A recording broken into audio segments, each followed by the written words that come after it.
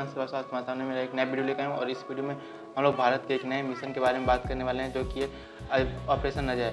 इसी के ऊपर हम लोग डिस्कस करने वाले जो कि 2023 और इसको लॉन्च किया गया है इजराइल से भारतीय नागरिकों को रेस्क्यू करने के लिए। इसी को आज हम लोग डिटेल में समझने वाले हैं कि क्या चीज़ें चल रही हैं और वहाँ से रेस्क्यू करने की ज़रूरत क्यों आन पड़ी है। भारत ने ऑपरेशन अजय को लॉन्च किया है और अपने 40 प्लेन्स को भेजा है और 40 प्लेन्स में 274 इंडियंस को दिल्ली लेके आया गया है। कहाँ से लेके आया गया है? तो इजराइल से लेके आया गया है। तो वहाँ पे ऐसा क्या हो गया है कि हम लोग को रेस्क्यू करना पड़ा। तो इसी के बारे में मैं कुछ देर में समझाता हूँ और मैं फ़ोटो दिखाता हूँ जो ऐसे शंकर सर ने दिखाया है और यही वो लोग हैं जो इजराइल से आए हैं और सबके फेस पे खुशी तुम लोग देख सकते हो कितने ज़्यादा खुश हैं लोग। और मैं बताता हूँ क्यों ये सब हुआ। ये गाज़ा पट्टी जहाँ पे हमास आतंकवादी है जो आए दिन अटैक कर रहे हैं इजराइल के ऊपर और इजराइल भी अपने सेल्फ डिफेंस कर रहा है। तो यहाँ पे जो इजराइल के टैंक्स हैं वो उन्होंने गाज़ा पट्टी को चारों तरफ से घेर लिया है और हर तरफ से घेरने के बाद अभी ये इजराइल कभी भी ऐसा नहीं हो जा सकता 1-2 दिन में कि जो इजराइल है उसने पूरा इन्विजन कर दिया है गाज़ा पट्टी पे, मतलब उसको कब्जा कर लिया है। और यहीं से मतलब कि उन्होंने पिछले वीडियो में मैं बताया था कि इजराइल इस बार हम ठान लिया है कि पूरे इराडिक्ट कर देगा हमास को। तो उसी हमको लगता है उसी सिलसिले में ये पूरा घेर लिया, फिर यहाँ से इसको अटैक करेगा। फिर ये जब अटैक करेगा तो वहाँ भी जैसे ये पूरा आतंकवादियों का गढ़ कह सकते हैं। तो यहाँ पे जाके लड़ना इजराइल के बहुत मुश्किल हो सकता है। जैसे कि ये यूएसए की इतनी पावरफुल सेना है लेकिन वो जब गई थी अफगानिस्तान में तो वहाँ भी कई सारी प्रॉब्लम फेस करनी पड़ी थी उसको। तो इजराइल के सपोर्ट में यूएसए है लेकिन यूएसए ने इजराइल को वार्न किया है कि ऐसा नहीं करेगा क्योंकि इजराइल को इससे प्रॉब्लम हो सकती हैं। और इसी के बीच में चाइना का एक बहुत ही भद्दा मतलब बहुत बेकार स्टेटमेंट हुआ आया है। ये कह रहा है कि beyond scope of self defence, मतलब कि अभी तक जो इजराइल कर रहा था वो सेल्फ डिफेंस था लेकिन अब ये इन्वेजन को जो इन्वेजन है ये कुछ ज़्यादा ही हो रहा है, ये नहीं आ सकता है, नहीं कर सकता है और ये चाइना ने कहा है। तो ये अलग ही दुनिया में घूमता रहता है। और यहाँ पर मैं बता दूँ इजराइल में जितने लोग मरे हैं जो फिलिस्तीन और गाज़ा पट्टी के जो आतंकवादी थे उन्होंने अटैक किया, जब एक ही बार 5000 बम को मार दिया फेंक दिया तो कई निहत्थे लोग मर गए। लेकिन चाइना ने फिलिस्तीन को एक भी बार भी नहीं बोला और जितने लोगों का डेथ हुआ उनकी फैमिली को सहानुभूति भी नहीं दी, लेकिन वो ऐसे कर रहा है। तो उससे साफ पता चलता है कि वो ज़्यादा झुका किसकी तरफ है? फिलिस्तीन की तरफ है। मैंने अपने पिछले वीडियो में भी बोला था।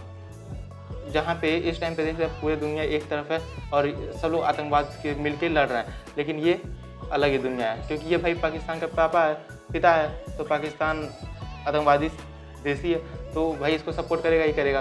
तो वही चाहिए, आतंकवादी सपोर्ट करना नहीं चाहिए क्योंकि आतंकवादी आज हो सकता है कि तुम्हारे फेवर में लड़ रहे हो लेकिन फिर हो सकता है कि बाद में इसी के चर्चा के लिए ही क्या हो जाए, नुकसान हो जाए, फिर पहले इसी के लिए दिक्कत। तो आतंकवादी किसी के सगे नहीं होते हैं।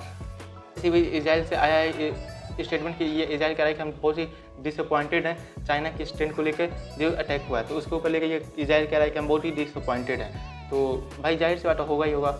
और चाइना ने जैसे हम लोगों ने अपने मिशन को लॉन्च किया है ऑपरेशन अजय के नाम से, उसी तरह चाइना के जो लोग हैं वो कह रहे हैं कि उनकी हेल्प करने के लिए, लेकिन जो चाइना है साफ साफ मना कर दिया और कहा है कि अपने खुद ही टिकट खरीदना है और खुद चाइना आना है। तो इसने तो साफ मना कर दिया। और इसके मना करने के पीछे 1-2 रीज़न मैं बताता हूँ कि जैसे कि इसके जो स्टैंड है उससे इसको साफ पता है कि इजराइल चाइना का बिल्कुल भी हेल्प नहीं करेगा और गवर्नमेंट वहाँ की हेल्प नहीं करेगी तो उसको ज़्यादातर मतलब कि उसको बहुत दिक्कत होगी। तो इसलिए ने उसको पहले ही बोल दिया है कि भाई इसको हटा देते हैं, नहीं करेंगे अब तो भाई खुद टिकट खरीद के खुद आइए।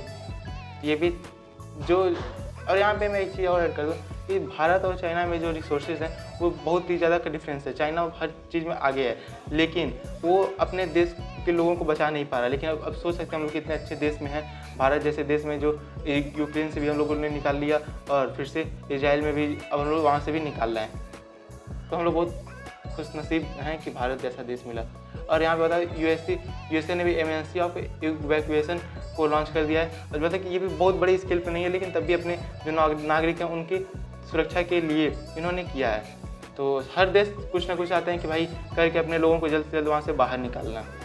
अब मैं बता दूँ कई जो ऐसे एक्सपर्ट हैं उनका मानना है कि जो हमास आतंकवादी है वो उन्होंने एक प्लानिंग के तहत अटैक किया है। अब इससे अटैक फ़ायदा इसको चाइना को हो जाएगा, रसिया को हो जाएगा, ईरान को हो जाएगा। तो इससे ऐसा क्या है? तो भाई हमारा जो आईमेक जो है India middle east Europe corridor है उसमें इन सब तीनों देशों को क्या किया गया, इग्नोर कर दिया गया। और चाइना का जो बेल्ट एंड इनिशिएटिव नेटवर्क था उसी को क्या कहना पास करने के लिए इसको बनाया जा रहा था। तो अब देखिए इसमें क्या है कि सऊदी अरेबिया भी है, तो सऊदी अरेबिया कह दिया कि इजराइल से हम अभी तो कोई भी बात नहीं कर पाएंगे। भाई वो भी इस्लामिक जो कंट्री है उनका भी क्या है, प्रेशर उसके ऊपर आया हुआ है।